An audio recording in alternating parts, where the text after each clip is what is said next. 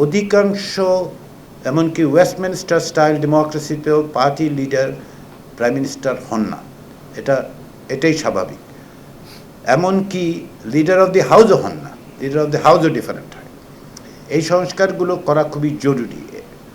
ক্ষমতার এককেন্দ্রীকরণের এই পথগুলি যদি আপনি সাংবিধানিকভাবে বন্ধ না করেন, তাহলে ভবিষ্যতে আরও একজন স্বৈরাচারীর তৈরি হওয়ার পথ আসলে আপনি বন্ধ করতে পারবেন না। আমার ব্যক্তিগত অভিমতের কথা আমি বলি, সেটা হচ্ছে সবচেয়ে বড় চ্যালেঞ্জটা হচ্ছে সংবিধানের এক ধরনের পুনর্লিখন। তার বাইরে আপনি প্রতিষ্ঠানগুলো তৈরি করতে পারবেন না।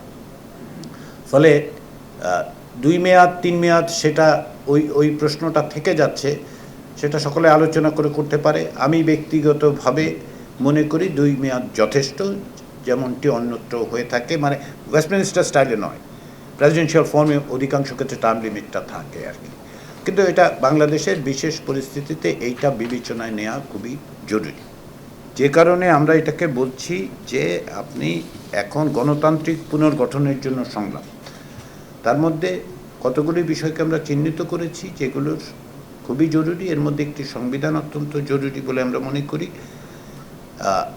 আরেকটা বিষয় যেটা আমরা মনে করি যে বিভিন্ন সাংবিধানিক সংস্থাগুলোর মানে ঢেলে সাজানো সংশোধন সংযোজন যেভাবে বলেন আর কি, এগুলিতে হাত দিতে হবে। আমাদের প্রথম যেই সংলাপ সেটা হবে 31 তারিখ, সেটার বিষয় হচ্ছে সংবিধান।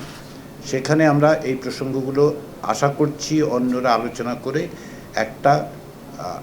এক ধরনের পরামর্শ হয়তো তৈরি করা যায়।